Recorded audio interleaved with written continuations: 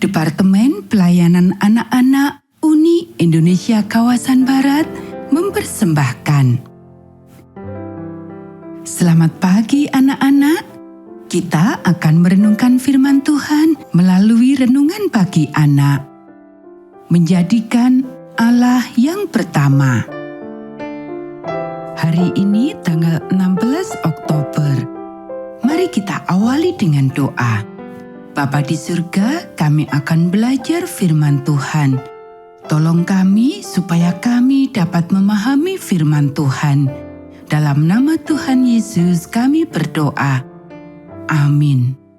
Anak-anak, ayat inti renungan pagi kita hari ini diambil dari kitab Lukas pasal 22 ayat 31 dan 32.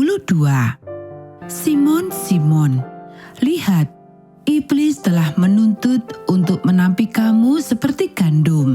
Tetapi aku telah berdoa untuk engkau supaya imanmu jangan gugur. Dan engkau, jika engkau sudah insyaf, kuatkanlah saudara-saudaramu. Petrus lama memerlukan seseorang berdoa baginya. Dia pikir dirinya kuat, tapi sebenarnya lemah. Dia mengatakan bahwa dia bersedia untuk masuk penjara, bahkan mati bagi Tuhan Yesus. Tapi dia menyangkal Yesus 3 kali. Seringkali ada perbedaan antara apa sesungguhnya kita dengan apa yang kita pikirkan, dan apa yang dipikirkan orang. Anak-anak, saya sedang berbicara dengan seorang anak perempuan berumur 12 tahun dalam kelas baptisanku pada suatu hari, dan saya bertanya, "Apakah orang tuamu Kristen?" "Saya pikir bukan," katanya. "Mereka pergi menonton film, mereka membaca novel, mereka bertengkar, dan kami tidak mengadakan kebaktian keluarga." "Oh, tapi," kata saya, "tidak, saya pernah melihat mereka di gereja." "Oh ya," katanya, "mereka adalah anggota gereja." Tidak diragukan lagi bahwa ayah dan ibunya berpikir mereka adalah orang Kristen. Tapi anak mereka pikir mereka bukan orang Kristen. Menurutmu siapakah yang benar? Hal ini seperti Petrus. Orang-orang yang berada di pengadilan tinggi, para imam, menuduh Petrus 3 kali. Yang pertama, Petrus tampak seperti orang Kristen. Dia bersih dan rapi. Dia tidak merokok atau minum minuman keras. Dia tampak berbeda. "Apakah kamu orang Kristen?" tanya pelayan perempuan itu. "Bukan," kata Petrus. Kemudian datanglah sanak saudara dari orang yang telinganya Petrus potong. Dia telah melihat Petrus bersama dengan Yesus.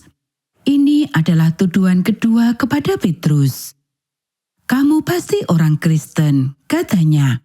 "Aku melihat kamu di taman bersama dengan dia." "Bukan," kata Petrus. Kemudian datang lagi tuduhan ketiga. "Kamu pasti orang Kristen," kata mereka. "Kamu berbicara seperti salah satu dari antara mereka." Dan Petrus mengutuk dan bersumpah, "Saya tidak kenal dia." Mereka mengatakan Petrus adalah orang Kristen. Petrus mengatakan bukan. Menurut kamu, siapakah yang benar? Jika kamu membaca dalam Markus pasal 13 ayat 14, kamu akan dapati bahwa Petrus adalah seorang pendeta yang diurapi. Jika kamu membaca Lukas pasal 10 ayat 17-23, kamu akan dapati bahwa mungkin Petrus adalah salah seorang di antara mereka yang namanya tertulis di surga. Dan Petrus telah mengikuti Tuhan Yesus selama 3,5 tahun. Saya pikir Petrus adalah seorang Kristen, tapi dia telah berdosa dan perlu bertobat. Syukur kepada Allah, dia bertobat, dan kemudian dia tahu dan semua orang tahu bahwa dia seorang Kristen. Anak-anak, Katakanlah, apakah kamu tampak seperti orang Kristen?